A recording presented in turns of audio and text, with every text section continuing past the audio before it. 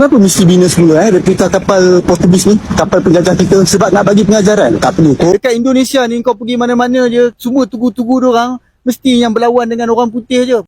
Biarlah patung tugu negara tu macam orang putih, sebab memang mereka layak disanjung. Kita diserang oleh Indonesia sebab ganyang Malaysia tahun 1963 dulu. Bayangkan kalau orang-orang putih. Sorry girl, I gotta go. Yeah, you know this ain't the old me. Try to keep it on the low. Yap, kocak tapi nyata. Kita orang Indonesia pasti bingung dengan pola pikir orang Malaysia. Orang Malaysia memuji tugu-tugu pahlawan di Indonesia karena mereka melihat bagaimana tugu-tugu di Indonesia benar-benar dibangun sebagai simbol perjuangan rakyat melawan penjajahan. Buat mereka, Indonesia terlihat sangat serius dalam menghargai jasa para pahlawan, bukan sekadar bangunan, tapi penuh makna sejarah. Bahkan ada yang terang-terangan bilang, Malaysia seharusnya bisa mencontoh cara Indonesia menghormati para pejuangnya. Di sisi lain, muncul rasa kecewa bahkan malu dari sebagian warga Malaysia terhadap simbol seperti Tugu Negara. Mereka menilai tugu tersebut tidak sepenuhnya merepresentasikan perjuangan rakyat Malaysia sendiri, melainkan masih lekat dengan narasi kolonial. Hal ini bikin sebagian orang merasa ada yang janggal, masa simbol perjuangan justru tidak benar-benar mencerminkan perlawanan rakyat terhadap penjajah. Dari situ muncul kritik bahwa identitas sejarah mereka seperti setengah jadi. Kenapa mesti bina semula replika kapal Portugis ni, kapal penjajah kita? Sebab nak bagi pengajaran. Tak perlu kot sampai nak bina semua replika kapal ni. Binalah replika kapal-kapal pahlawan-pahlawan kita berlawan dengan penjajah ke. Ini tidak dibina je balik. Kononnya nak bagi pengajaran. Ya, tapi orang datang sini duk ambil gambar, promote bagi kapal-kapal Portugis. Macam seolah-olah mereka pula hero. Tengok tu, besar, cantik. Jadi saya fikir, tak usahlah kot kita bina semula replika-replika kapal Portugis ke, monumen Portugis ke. Tak perlu semua ni. Ya? Saya tak akan diam. Sebab apa yang saya katakan ni adalah fakta, adalah realiti. Saya nak orang kita perkasakanlah sejarah-sejarah Melaka kita. Tak usahlah duk angkat balik sejarah Portugis ni. Dekat Indonesia ni kau pergi mana-mana je, semua tugu-tugu diorang mesti yang berlawan dengan orang putih je. Ini Gubernur Suharjo, Gubernur pertama Jawa Timur tahun 1945. Kenapa dia terlalu istimewa di Surabaya? Kerana dia menolak kedatangan sekutu geng-geng Belanda ni pada 9 November 1945 untuk kembali ke Surabaya. Dan dia ada buat satu pidato yang berapi, yang sampai membangkitkan semangat nasionalisme rakyat Indonesia di Surabaya. Dan sejak daripada itulah penentangan terhadap Belanda berterusan sampailah Belanda tewas di Surabaya. Sepatutnya dekat Malaysia pun kita kena ada banyaklah tugu-tugu yang macam ni. Tugu-tugu yang menonjolkan tentera-tentera kita yang berlawan dengan penjajah Inggeris. Ini tidak balik-balik duk angkat geng-geng perang dunia kedua lah. Lepas tu yang tak habis-habis berlawan dengan komunis lah. Angkatlah pula tugu orang kita yang berlawan dengan Mat Salleh. Dekat Indonesia ni kau pergi mana-mana je, semua tugu-tugu diorang mesti yang berlawan dengan orang putih je, melawan dengan penjajah. Kat mana ada tugu di negara kita ni yang sama macam ni? Ada tak lagi orang Indonesia di sini? Boleh tak tolong kongsikan lagi tentang Gubernur ini?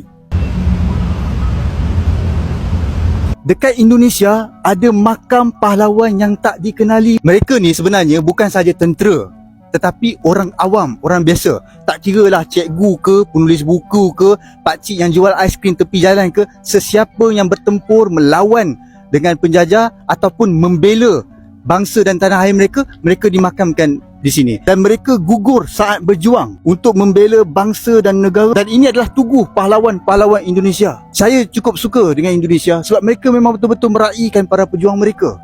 Dan kita sebenarnya kalau betul nak buat tugu, kita kena ada tugu yang jenis macam ni. Bukan tugu World War II yang bila kita tengok nama-nama pun bukan nama orang kita, nama orang putih lah. Saya tabik hormat pada rakyat Indonesia kerana terus mengangkat pahlawan-pahlawan di negara anda. Anda boleh datang ke Surabaya kalau nak tengok. Kalau nak Google, tulis je Museum Pahlawan. Tapi yang bikin makin kocak, di satu sisi orang Malaysia bilang agar Malaysia bisa mencontoh dan ingin punya simbol perjuangan seperti Indonesia. Tapi di sisi lain masih kagum dan memuji dan membanggakan pihak yang dulu menjajah dan menguasai negeri mereka. Kontradiksi inilah yang akhirnya jadi terlihat pisau bermata dua, antara ingin terlihat nasionalis, tapi masih sulit lepas dari bayang-bayang masa lalu. Biarlah patung tugu negara tu macam orang putih, sebab memang mereka layak disanjung tau. Orang putih banyak bantu kita tau. Dulu, waktu komunis serang pun orang putih datang bantu. Dia bukan saja datang bantu bagi senjata, susunkan strategi berperang, bagi latihan pada askar-askar Melayu dan polis kita ni cara nak berperang.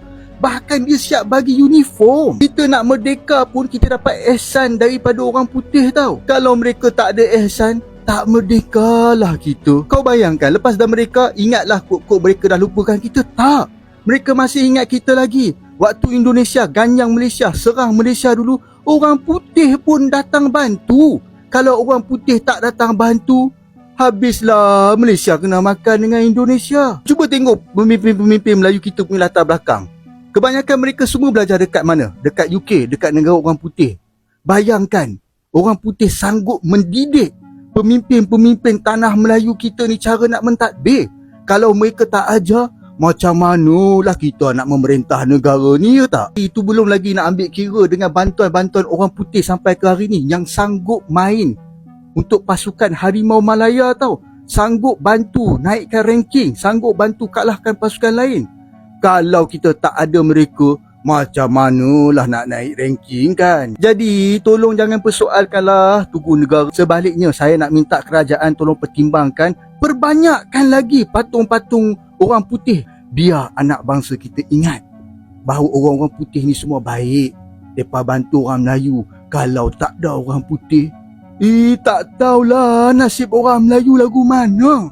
Nasib baiklah orang-orang putih British, Australia, New Zealand bantu Malaysia waktu kita diserang oleh Indonesia sebab ganyang Malaysia tahun 1963 dulu. Bayangkan kalau orang-orang putih ni tak bantu. Na'udzubillah. Tahun 1965 pun bila Malaysia minta Australia letak tentera dia dekat Kalimantan pun mereka setuju. Bayangkan kalau orang-orang putih ni tak bantu kita. Inilah jasa-jasa bakti orang-orang putih pada orang-orang Melayu di tanah Melayu. Lawan komunis orang putih bantu. Lawan Indonesia orang putih bantu. Merdeka pun orang putih bantu. Marilah kita sama-sama ucapkan kepada orang putih, thank you sir, thank you so much.